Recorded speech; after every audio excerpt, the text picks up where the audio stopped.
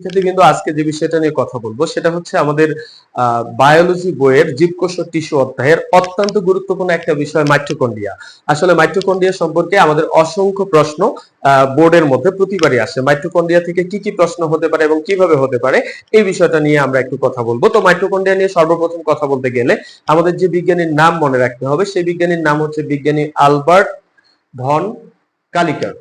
এই Albert von কালিকার সর্বপ্রথম কি করেছিলেন, 1857 সালে মাইটোকন্ড্রিয়াকে দেখেছিলেন এবং মাইটোকন্ড্রিয়াকে দেখার পরে তিনি কিন্তু মাইটোকন্ড্রিয়া সম্পর্কে বৃহৎ কোনো কাজ করতে পারেননি। তার পরবর্তীতে আরো একজন বিজ্ঞানী, যিনার নাম হচ্ছে বিজ্ঞানী কার্ল বেন্ডা, ইনি কি করেছিলেন 1898 সালে এসে মাইটোকন্ড্রিয়াকে নিয়ে বৃহৎ বিশ্লেষণ এবং গবেষণা চালিয়েছিলেন, যার কারণে আমাদের বইয়ের ভিতরে মাইটোকন্ড্রিয়ার আবিষ্কারক হিসেবে, মাইটোকন্ড্রিয়ার যে আবিষ্কারক হিসেবে নামটা রয়েছে সেই নামটা কিন্তু বিজ্ঞানী কার্ল বেন্ডা নাম রয়েছে। তো আমরা মাইটোকন্ড্রিয়া সম্পর্কে তার আবিষ্কার জানলাম এবং কোন বিজ্ঞানী কি করেছে সে বিষয়টা জানলাম। তো এখন যে বিষয়টা আমরা জানবো সেটা হচ্ছে মাইটোকন্ড্রিয়া থেকে আমাদের কি কি প্রশ্ন হতে পারে। ভাইয়া, মাইটোকন্ড্রিয়া থেকে সর্বপ্রথম যে প্রশ্নটা হতে পারে সেটা হচ্ছে গ নম্বরের প্রশ্ন। গ নম্বরের প্রথম প্রশ্ন হচ্ছে মাইটোকন্ড্রিয়ার গঠন ব্যাখ্যা করো। এখন যদি বলে ভাইয়া যে মাইটোকন্ড্রিয়ার গঠন ব্যাখ্যা করো, তাহলে আমরা এটাকে কিভাবে ব্যাখ্যা করতে পারি? তো মাইটোকন্ড্রিয়ার গঠন ব্যাখ্যা করতে গেলে এট ফার্স্ট আমাকে ভাইয়া মাইটোকন্ড্রিয়ার চিত্রটা অঙ্কন করতে হবে। মাইটোকন্ড্রিয়ার চিত্র অঙ্কন করতে হবে। এখন যদি মাইটোকন্ড্রিয়ার চিত্রটা অঙ্কন করতে আমাদের অনেক সময় লেগে যায়, তাহলে কিন্তু সৃজনশীল কভার করা সম্ভব নয়। এই জন্য আমাদের মাইটোকন্ড্রিয়ার চিত্রটা সর্বোচ্চ 1 মিনিট সময় বা 1.5 মিনিট সময়ের মধ্যে অঙ্কন করে ফেলতে হবে। তো কিভাবে এত তাড়াতাড়ি আমরা চিত্রটা অঙ্কন করতে পারি একটু দেখে নেই। তো আমরা প্রথমেই যে কাজটা করব, এইরকম করে একটা লম্বা ডিমের মতো শেপ নিয়ে নিব। এটা নেওয়ার পরে আমরা এইখান থেকে ছোট্ট ছোট্ট করে এরকম এরকম কয়েকটা ঘর দিয়ে দিব।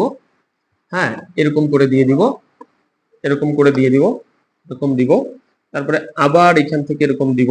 তো আমার কিন্তু চিত্র ভাইয়া একটু খারাপ হচ্ছে, আমি খুব ভালো অঙ্কন করতে পারি না। তো তারপরে এটাকে এইভাবে লাগাই দিব।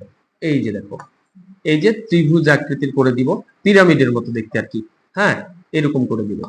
তো এইরকম করে দেওয়ার পরে আমাদের যে কাজটা করতে হবে ভাইয়া, মাইটোকন্ড্রিয়ার ভিতরে যে সকল জিনিস রয়েছে সেইগুলাকে আমরা একটু এখানে দিয়ে দিব। কি কি জিনিস রয়েছে ভাইয়া? যেমন মাইটোকন্ড্রিয়ার ভিতরে আমাদের বৃন্তযুক্ত যে সবৃন্ত বৃত্তাকার অংশটা দিয়ে দিব। তারপরে এখানে হচ্ছে আমাদের এটার ভিতরে যে ম্যাট্রিক্স রয়েছে এটা দিব। তারপরে মাইটোকন্ড্রিয়াল ডিএনএ রয়েছে এখানে, সেটা দিব এটার ভিতরে। তো এটার কিন্তু ভাইয়া প্রত্যেকটার ভিতরে এই যে সবৃন্ত বৃত্তযুক্ত অংশগুলি থাকে। তো আমরা এখানে কয়েকটার ভিতরে দিয়ে চিহ্নিত করব এবং এই জায়গায় আমাদের আরো কিছু জিনিস থাকে, যেমন হচ্ছে মাইটোকন্ড্রিয়াল ডিএনএ, এটাকে আমি প্রকাশ করব হচ্ছে এরকম সবুজ কালার দিয়ে। হ্যাঁ, এটা হচ্ছে আমাদের মাইটোকন্ড্রিয়াল ডিএনএ। তো এখন যদি আমাদেরকে বলে ভাইয়া যে মাইটোকন্ড্রিয়ার গঠন ব্যাখ্যা করো, তো আমরা কিভাবে করব? এট ফার্স্ট আমরা লিখবো মাইটোকন্ড্রিয়া হচ্ছে দ্বিস্তর বিশিষ্ট পর্দা দিয়ে আবৃত। বাইরের স্তরটাকে বলবো আমরা বহিঃস্তর, মানে এই যে স্তরটা আছে ভাইয়া এটাকে আমরা বলবো হচ্ছে বহিঃস্তর। অর্থাৎ এটার কিন্তু ভাইয়া আরেকটা নাম আছে, এটাকে আমরা বহিঃঝিল্লিও বলতে পারি। কি বলতে পারি? বহিঃঝিল্লি বা বহিঃস্তর। এবং ভিতরের যে স্তরটা রয়েছে ভাইয়া এটার নাম হচ্ছে অন্তঃঝিল্লি বা অন্তঃস্তর। অন্তঃঝিল্লি বা অন্তঃস্তর। এবার মাইটোকন্ড্রিয়ার ভিতরে যে খাস কাটা ভাঁজ ভাঁজ করা অংশটা থাকে, অর্থাৎ ভাইয়া এই অংশটা, অর্থাৎ আমি যদি বলি এই অংশটা, এইটার নাম কিন্তু ভাইয়া ক্রিস্টি। এটার নাম হচ্ছে ক্রিস্টি। এবার এই ক্রিস্টির গায়ে সবিন্ত বৃত্তযুক্ত যে অংশগুলো থাকে, অর্থাৎ এই অংশটা, এইটার নাম কিন্তু ভাইয়া ক্রিস্টির গায়ে সবিন্ত বৃত্তযুক্ত যে অংশটা থাকে এটার নাম হচ্ছে ভাইয়া অক্সিসোম। এটার নাম হচ্ছে অক্সিসোম। এখন এইটার ভিতরে যে ভাইয়া সাদা, এই যে সাদা অংশটা থকথকে জেলির মতো দেখতে, এই অংশটার নাম কিন্তু ভাইয়া হচ্ছে ম্যাট্রিক্স। অর্থাৎ এই যে সাদা অংশটা আমাদের থাকে মাইটোকন্ড্রিয়ার ভিতরে, এই অংশটার নাম হচ্ছে আমাদের ম্যাট্রিক্স। তো এখন এইখান থেকে যদি আমরা বলি যে এই হচ্ছে আমাদের মাইটোকন্ড্রিয়া, এবং ভাইয়া এখানে যে সবুজ কালারের গোল অংশটা আমরা দেখতে পাচ্ছি, অর্থাৎ এই অংশটা অর্থাৎ এইটার নাম ভাইয়া হচ্ছে মাইটোকন্ড্রিয়াল ডিএনএ। এটার নাম হচ্ছে মাইটোকন্ড্রিয়াল ডিএনএ। এখন যদি আমাদেরকে বলে যে মাইটোকন্ড্রিয়ার গঠন ব্যাখ্যা করো, তাহলে ভাইয়া আমরা কিভাবে বলবো? সর্বপ্রথমে বলবো মাইটোকন্ড্রিয়া হচ্ছে উদ্ভিদ কোষের একটি অনন্য উপাদান, যেটি উদ্ভিদের খাদ্য তৈরি করে, খাদ্য সঞ্চয় করে এবং খাদ্য সরবরাহ করে থাকে। নিচে মাইটোকন্ড্রিয়ার গঠন ব্যাখ্যা করা হলো। এবার গঠনের জায়গায় সর্বপ্রথমে লিখবো মাইটোকন্ড্রিয়া দ্বিস্তর বিশিষ্ট পর্দা দিয়ে আবৃত।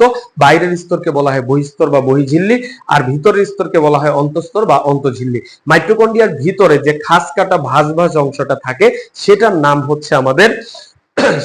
হচ্ছে আমাদের ক্রিস্টি। আর ক্রিস্টির গায়ে যে সবিন্ত বৃত্তযুক্ত অংশগুলি থাকে সেটার নাম হচ্ছে অক্সিজোম, এবং অক্সিজোমের ভিতরে যে তরল অংশটা ফোটার মতো জেলির মতো থাকে সেটার নাম হচ্ছে আমাদের ম্যাট্রিক্স। ম্যাট্রিক্সের ভিতরে যে গোল অংশটা থাকে সেটার নাম হচ্ছে মাইটোকন্ড্রিয়াল ডিএনএ। ভাইয়া এই পর্যন্ত যদি লিখে দাও তিনের ভিতরে একদমই 3 ফাইনাল। এখন প্রশ্ন হচ্ছে ভাইয়া এটা কি খ নাম্বারের প্রশ্ন হতে পারে? অবশ্যই হতে পারে, আবার ঘ নাম্বারেও প্রশ্ন হতে পারে। সেটা এরকম প্রশ্ন হতে পারে মাইটোকন্ড্রিয়াকে কোষের পাওয়ার হাউস বলা হয় কেন, ব্যাখ্যা করো। এখন যদি বলি ভাইয়া মাইটোকন্ড্রিয়াকে কোষের পাওয়ার হাউস বলা হয় কেন, তাহলে আমরা প্রথমেই বলবো মাইটোকন্ড্রিয়া উদ্ভিদের খাদ্য প্রস্তুত করে, খাদ্য সঞ্চয় করে এবং খাদ্য সরবরাহ করে, যার কারণে মাইটোকন্ড্রিয়াকে কোষের পাওয়ার হাউস বলা হয়।